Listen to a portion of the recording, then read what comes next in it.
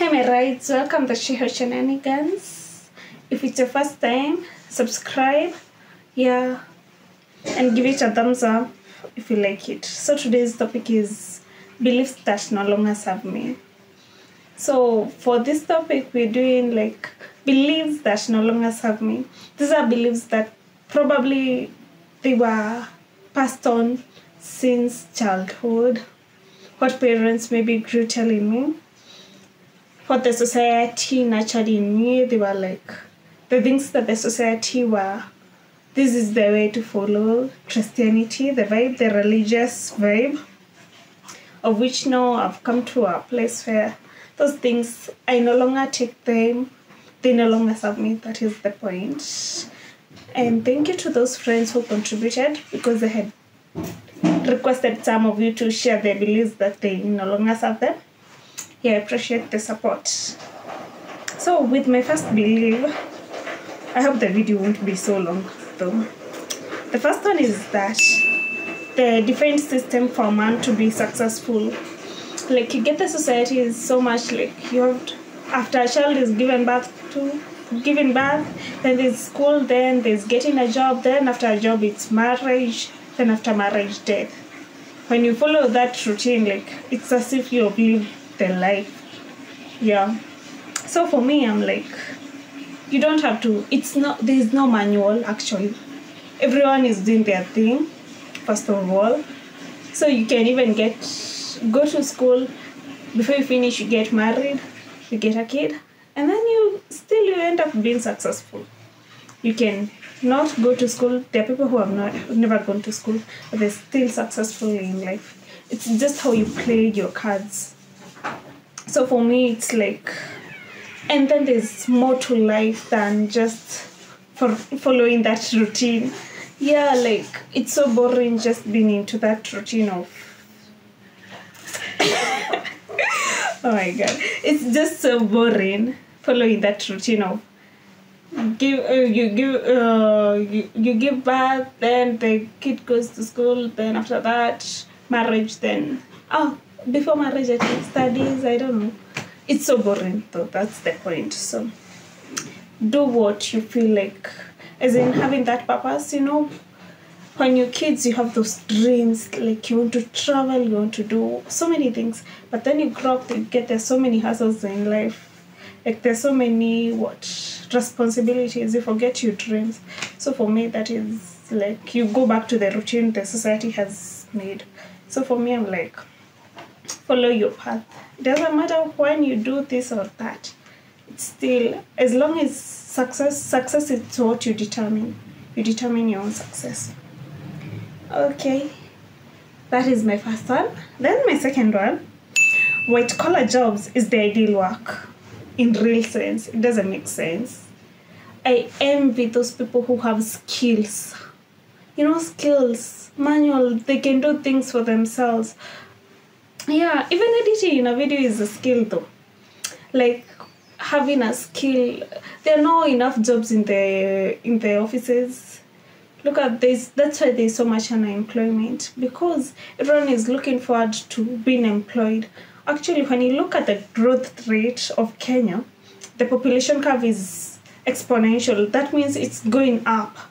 So if the growth curve is going up, the job opportunities in the office are minimum to hold everyone over there. So what do you expect? So my advice to you is that get a skill. Learn plumbing. Learn something else. Learn a skill. Skill. White collar job is nice. I don't dismiss that it's nice, but at the end of the day, actually, when you have your own skill or something you do, go into you become a fashion designer, self-employment with your own skills, I guess it's the best thing. Then that is my second. So white collar jobs is not the ideal work. It's not really the ideal. There's so many successful people here who have just the people in the technical things, the people who come up with these softwares, those are skills. They don't have to be in offices, but they do their thing. Then the third one, happiness and growth can only be found in romantic relationship. Oh my god. I know the internet lately, like, relationship have been so romanticized, if that's the word though. Yeah, like everyone, me and my babe, this and this, like, until people seem like there's nothing else in life. If you don't go for that shoot, that killing shoot with that vibe, with your babe, you're not doing something. Either way, what I mean, that is so sweet actually. You should go for such. Yeah. At least there's that energy. But that's not all to life. There's more to happiness, and there's more to growth. Happiness, your friends, as much as actually your partner can't always sustain, like, you can't always be together. It's boring. At sometimes you need friends. You go hang out with your friends, with your girls, with your boys, if it's you don't have always to be together. You need family. There are times he won't serve you, surely. Yeah, and then growth. This is when people get heartbroken, because after heartbreak, you have always been like, this is the person in my life. Like, actually, it's like you don't depend on anything else. Like, your growth as a person, you should always be independent. Like, be able to differentiate, this is your man and this is you. Like, that's the thing. You're two different people, but still you're one. Like, you get it. Yeah, you should be, for your own personal growth, you have your own, you should grow financially as a person. You should grow mentally, physically. There's so many things to growth. Even your skills as a person. If you always depend on him, like he's bringing food on the table and you're just there, question marks. At times they go missing. They will run. Watakuwa embarrass. Haya. What will you be left with? Heartbreak. Either way. So, like, there's more to happiness and growth other than being in a romantic relationship. But romantic, actually, in relationship, people romanticize it so much. But when you get after the honeymoon stage, when you have this, like, not the ideal situation of a relationship, it's not always a sailing in the boat or something. It's not always a freelance being in this where heaven of yours. It's a lie. Either way, it's not always Romeo and Juliet. Either way. Yeah. So the other one, the fourth one, the value of a woman being based on sexuality. This is a belief that no longer serves me. You get, like, when I was growing up, still I'm growing up though. Yeah. When I was a kid, I remember going to school and you're told your body is the temple of the Holy Spirit. I remember we would be separated, boys and girls, for the talks. Being told how you should keep your virginity for your man. Actually, but I was told this in class 6. And I remember I still questioned. It was a male teacher actually telling how important it is. I always questioned. And he was like, you will understand when you grow up. Surely. That doesn't make sense. Okay, to me, it's ridiculous. Then the men, they're told, after their circumcision, they're like, you know what is called at all? Go hit as many, so that you prove your manhood or something. So with girls, if you explore your sexuality, it's like, you're also called a slut, a whore or something. But coming into reality, so does it mean when you lose your virginity, you lose your value? Yeah, like, it doesn't make any sense to anyone. Like, instill in our culture, not just in school, the same thing. That's the Bible. The Bible quotes, like, first, in the Bible, 1 Corinthians chapter 6 to 19. I read that Bible verse and it was just like, it's not specified to girls or ladies. So this is a Bible verse to what? The Bible verse is telling us to avoid what? Sexual immorality. All of us. So I don't understand why the church or the school, the education system, mostly as they are teaching, they only base it on the girl child and not both genders, you see. Also in our society, like Amakukes. In Kikuyu we say, Dogaite Johi. So meaning like when you get married, you know when the dowry is coming. Now if you a virgin back in the days, your father will get more dowry. But it doesn't make any sense making the ladies think that, because actually you realize in sexuality is a thing that it's for both genders. It's quite important in our lives since that tender age till death, actually. So what I mean is that ladies should be taught there's more to their value. It's what their productivity, it's their personality, it's their character. It's also what being sexual beings as ladies, it's okay. And embrace that, enjoy it, and love your body and own your body. And know that your body is not to please a man. So if you decide to go the celibacy way, not for your husband, by the way, me, I will tell you that, it's because you're choosing it for your own. You have other intentions to it. Actually, for your husband, he's there doing his things with other ladies, like, you know. So it doesn't make any sense. Yeah, so that is a belief that no longer serves me. There's more to a lady's value.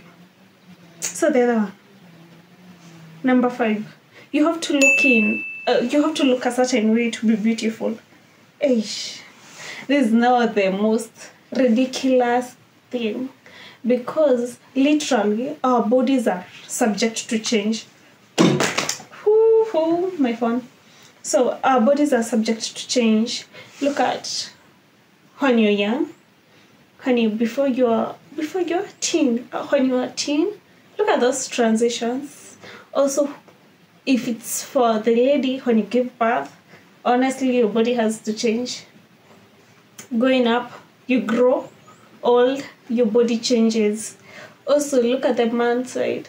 Him growing up, at least when he's around 20s, getting to the adult, after the teens, becomes more masculine, then he goes, declines, and becomes weaker. The body changes. Our bodies are just subject to change.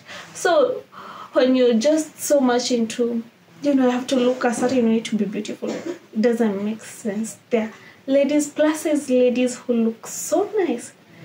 Everyone looks so nice. Slim, petite. There's no, like, you don't have to be petite, you don't have to be tall, the only hack, just know how to dress your body. Dressing your body, loving your body, and being like, here, this is my body, so do what you want. It doesn't matter what stage you are in. Because in reality, when you get sick, your body changes. Maybe you lose weight. Other people, like I said, if it's ladies, when you get pregnant, you add weight. Some lose weight. It doesn't make sense. Everyone has their own body structure. So for both, even environmental, when you change your environment, your body changes. So to both women and men, you don't have to be constricted by the societal standards of beauty. They don't make any sense. So just be you and love you and own your body. I have some coffee over here. I think we should take a breath. So now this one. If there's a lady who lives in this era, you're lost. A man is the only one who can provide. My dear, as a lady, go out there and grind because you need money. Actually, it feels so good even when you take yourself out, spend money on yourself. If it's your hair, you don't have to tell someone, oh, I need this amount of money to make my hair. Like per month, maybe use an average of 25 or 3K. So you imagine every month, give me 3K for my hair. I need for dressing. The kids want this. Oh, you don't make any sense. You need to earn your own money. Actually, there's power in money. You feel some power. I know, not that I'm earning money literally right now, but the small money you get here and there, they give you some, that feeling of esteem. Yeah, at least I don't have to ask my parents all day for this and this, the petty things. If you want to go out, you imagine you ask them for school fees and still you're asking them for money to go out. Doesn't make any sense. They'll be like, will I pay school fees or, So having your own money is nice. The same thing applies even in marriage. Actually, he can get sick. The man can get sick. Then you're left begging in the streets. Nope. Grind and get your own money. So that is a belief that no longer serves me, that it's the man that can provide. Actually, it's partnership. So even in a relationship, you'll be like, maybe 70 or 60, 40, at least bring something to the table. Then, number 7. This one, boys will always be boys and men will always be men. Okay, so for me, this one is just so deep. Like, for me, I feel that the society has always been telling us this just to excuse the man for his whatever he has done wrong. If it's cheating, like, men will always be men. He has cheated. He will embarrass you, Those are men. He will always embarrass you, so it's no big deal. And he gets away with it. But for the lady, if you cheat, or maybe you go outside the thing, maybe gender violence, it's the lady who perpetrated that and is like, maybe he was the one beating. She will really be condemned. Very. If it's cheating, you'll be a slut, you'll be a hoe, you'll be what, you'll be everything. But for the man will always be men. So for me, I feel like the society should not continue telling people, saying such words, because it's just giving them the power to feel, after all, I am a man, I can do anything. Like, if it's gender violence, it's no big deal. Like, he's the man. Like, do you get? That's why I feel like the society should no longer be say such things. All those are things that are gone. So that is 7? No, 8. This one. A woman or ladies should dress in a certain way. Yeah, obviously, I'm sure you remember it was I guess I was back in high school. Yeah, you remember the placards and the street demonstration of my dress, my choice. That really made sense, because I feel like women are so much. I guess the society is so much onto the women's, how they behave, their character, not how they dress. They usually like, a woman should not dress about the knee. To me, it doesn't make sense. Dress your what? Dress your body what you like. But that doesn't mean that. It depends where you're going. Obviously, you won't go to the church dressed in a very short dress, or a dress which is exposing too much, or going to see your parents in the village back there with,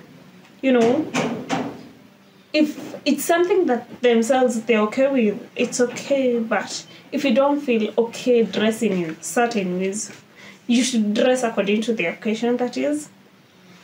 So, but ladies should not be subjected to dressing in a certain way, because if they go this, it's too extreme.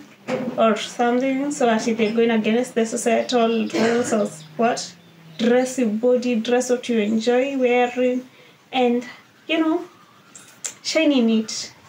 So there's no modest way of dressing. Like, it's all up to you as a person, what you feel comfortable in. Like, in an instance, like, but this still exists. When a lady is raped, they still ask, what were you dressed in? Like, is it because people are like, you should be raped because you were dressed in a short dress? No, that should not happen.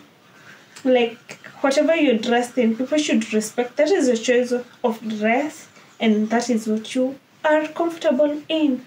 The society should stop that subjecting ladies into a certain way of dressing. Actually, let me take some coffee. Lipstick.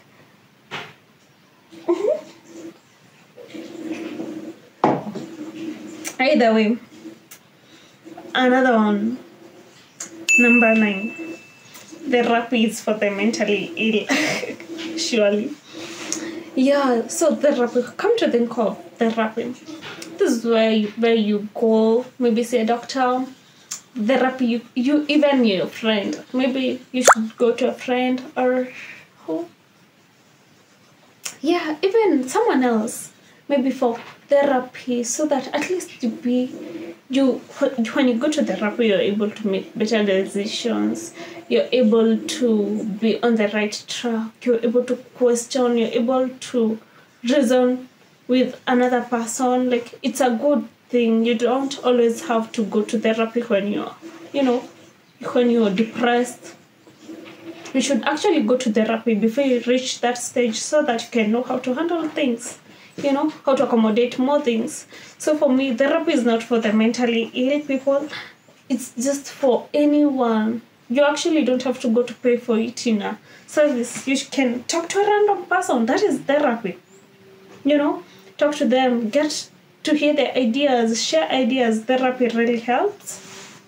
And actually get into that mode of, comfort. You're able to think better and be more stable. That is it. Also, for self-care, you need money. But I know this is the internet right now. There's so much trends. Self-care, going to the gym, self-care, doing this, self-care, too much of self-care. By the way, actually, I think we should have a setting on what is self-care. But self-care, actually, even getting out right now, if you're someone, you are an extrovert, getting out, talking to people, that is self-care. Like, you're able to relax, you're able to hear that is therapy for a talkative person, It's real. So, because when you get inside the house and you're closed, not talking, you get depressed. So, self-care is the petty little things. Like, even going out, you don't have to go to the gym if you can't afford it. Use a skipping rope. The one for 30 bob. That is the point. Like, just go skip. Do your day, exercise, download the app. Like, for me, I use the female fitness app. I don't know. Over here, it's quite nice. Quite serves the purpose. Yeah, and you enjoy the little things in life, That is self-care. Talking to someone. Actually, drinking a lot of water. Drink water. Water. Hydrate your body. That is the most important things in self-care. It really helps. Eating good food. The little things. It's not always taking yourself out, but if you have the money, why not go out, eat well, dress well. That is part of self-care. Yeah. You don't always have to have money. And then big money to take care of yourself. You should always take care of yourself. Then this is the last one. Last. But too hot. Too hot. Mm-hmm.